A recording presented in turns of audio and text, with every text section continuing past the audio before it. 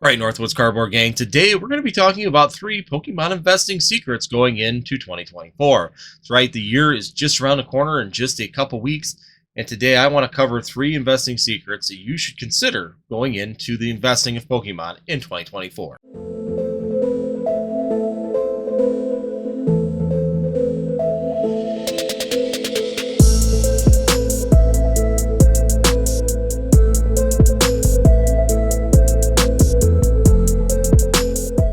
All right, guys, I'm Andy with Northwoods TCG, and thanks for joining me today as we're going to be talking about three Pokemon investing secrets in 2024.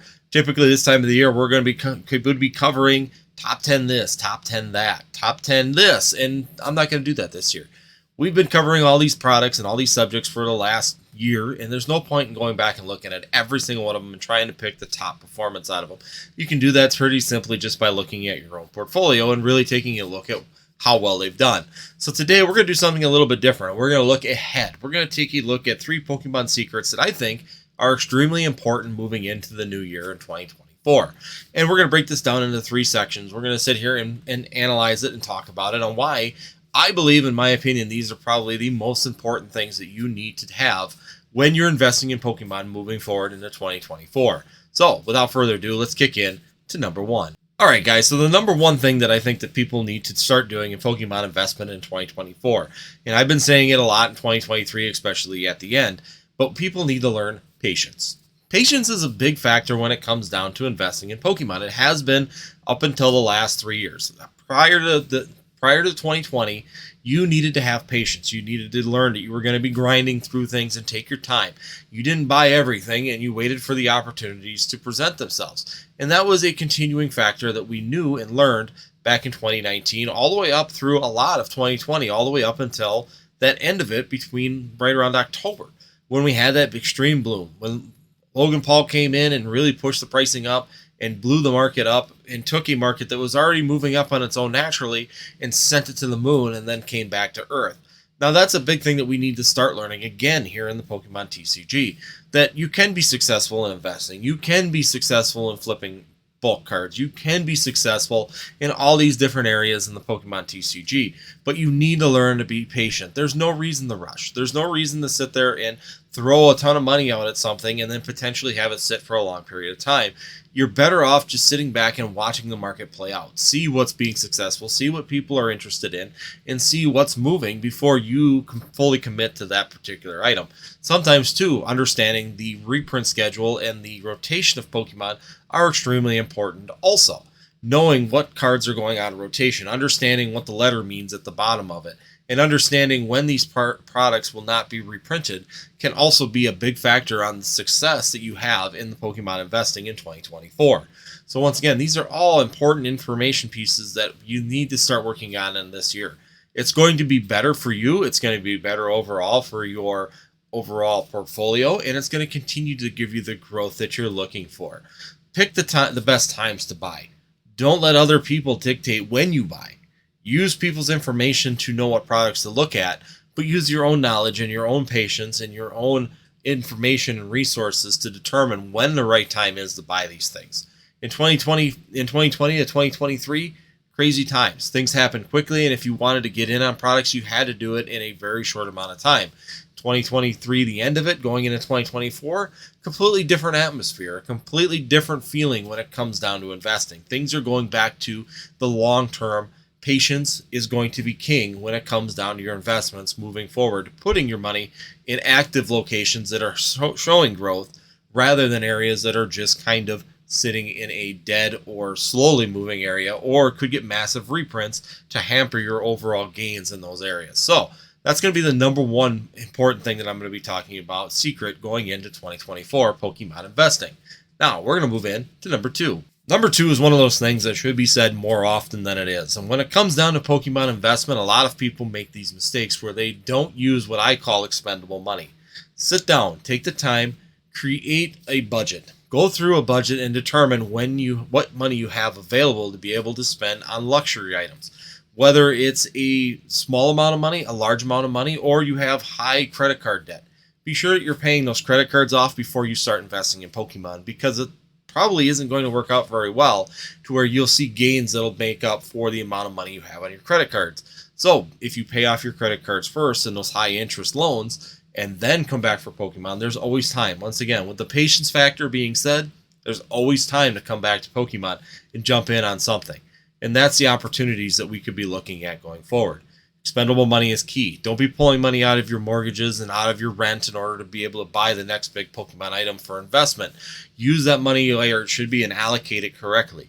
Being able to not use credit cards for these purchases is another key. Don't be loading up on credit card debt to be able to purchase these things. Now, I'm not saying don't use credit cards. I use credit cards also. I use them to get the percentage off, but I pay them off before the interest starts to build on those particular cards. That's the important thing. You can get those cash back, but you don't need to be sitting there and locking money up and paying the high interest, because if you pay 1 month of interest on that money, that 3% that you gain back, you aren't gaining any money. You're losing money at the end of the day when it comes down to that particular arrangement. So once again, make sure that you're using expendable money. Sit down, do a budget. And I say this every 6 months on this channel, and I will continue to say that. Make sure that you're taking expendable money out of your accounts, make a budget, and see if you have expendable money. Make sure your other bills and expenses are covered. People always have mortgages, they'll always have car payments. I'm not saying you need to pay those off first, but if you got high interest loans such as credit card or unsubstantiated loans such as personal loans that are higher interest rates, pay those off, because the chances are is that Pokemon investing is not going to keep up with those losses, and you're better to get rid of them before you put money in the Pokemon. Also, the other factor is be sure that you're not pulling money out of other resources. Keep your money in your 401ks. Keep your money in your standard and traditional retirements.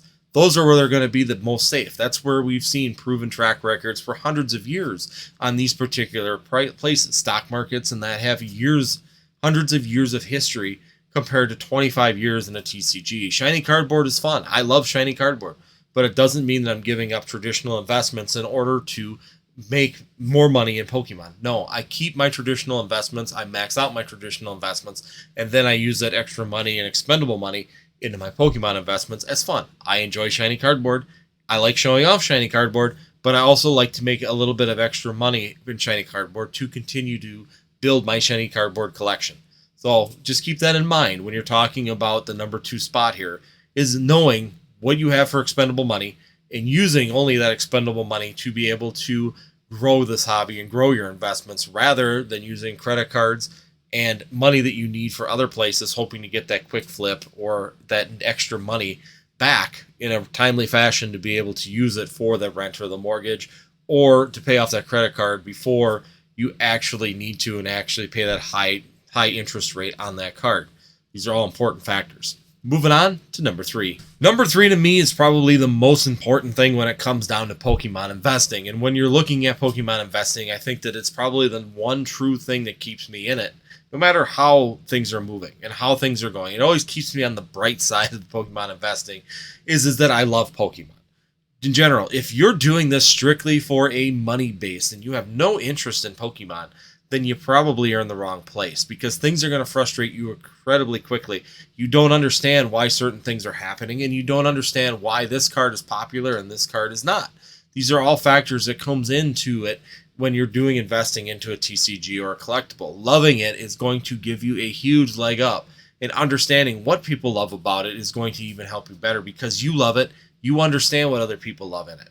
So collect for yourself. Begin a collection. Start a binder of cards that are just for you, that you may not have intentions of selling right away or ever, and start building that collection. Get to know the artwork. Get to know the artists. Get to know the cards and which characters are really popular and why they're really popular. If you get out into the community and start talking to individuals, you will learn really quickly why certain Pokemon have really good likability compared to other Pokemon. Why is this Pokemon loved so much and this one just kind of a side one, even though the artwork or this might be better about it? Or it might have the same artwork, but this one does extremely good and this one's a little slower. It give you that feeling. Go and do a pre-release tournament, guys.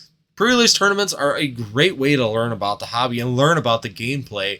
And the best part about pre-release tournaments is that it gives you the ability to start with a level playing field with everybody in that room. It does not matter if you are up against me, an expert, my son, or yourself. If you've never played before, it all puts us on a level playing field to play this game, because we don't build a deck that's actually built up to be competitive. We're just using the decks that are given to us, slightly modifying them and creating just decks out of a box. And there's really no time to build really strong decks. So you're all on a really level, competitive playing field that's really good for you to learn how to play and get a feel for what the fun part is about this TCG.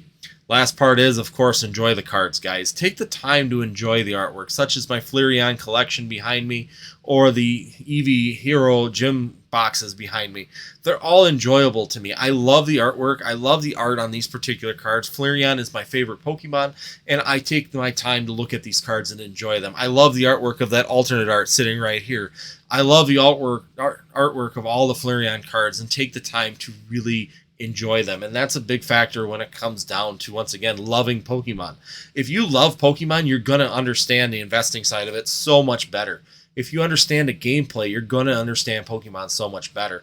And these are all factors that you need to consider when you continue down this. If you're in it for a strict monetary value, then this isn't going to be a great hobby for you in general, especially through the low times. So the up times, you're going to do great. The low times, maybe not so good. But it's going to drive you out of it. You're not going to want to do this. You're going to sell things at a really low price just because you're tired of it and sick of investing into this hobby. And those are all things that are going to cause issues overall. So loving the Pokemon hobby, loving Pokemon cards, understanding the Pokemon community, and getting involved into this community is going to be big factors for your overall investments in 2024. Once again, hopefully this was incredibly helpful for you guys. Hopefully this gives you a little bit more perspective going into 2024, that we're not going to be in a rush market anymore. Things aren't going to really fly off the shelf. There's always going to be something. Don't get me wrong. You know, you could have the Pikachu with the gray felt hat, the Squirtle promo from Pokemon Center. All of these things are things that could pop up and be like all over the place and cause a big explosion of excitement in the hobby. But really, they're short-lived and they're very few and far in between at this point in time. Not every set release is going to be explosive. Money's not going to go really high really quickly on booster boxes like we've seen in the past, and people aren't going to be beating each other up for pack or booster packs at your local Walmart as we saw back in 2021. So these are all factors that are going to continue to change. We're going into a more level market, a more seasoned market now, with all the individuals that have jumped in and become part of the community in the last 3 years. And as we become more seasoned, we become more realistic, and we start trying to pick our battles and pick our locations a little bit better and pick our positions to best suit us. So as that continues to happen, there's going to be a continued growth in this hobby, which is a good thing. And overall, I see really good things in the future of the Pokemon TCG. We have some of the best artwork happening right now in Scarlet and Violet. Take a chance to look at it and enjoy that artwork, and then understand why we might be saying that these investments are still here. Scarlet and Violet is still a viable investment opportunity for futuristic growth when it comes down to the collectibles and the collections that could be built off of these particular cards. So hopefully, guys, this helps you out. Hopefully you enjoyed this type of video as we come into the end of the year. I know we've probably got about 3 more videos before the end, but we're going to continue to talk about this. And like I said, I'm probably going to do a top 5 of each cards and sealed, just so you guys have that for your knowledge. And other than that, guys, we will see you next time here on Northwoods TCG.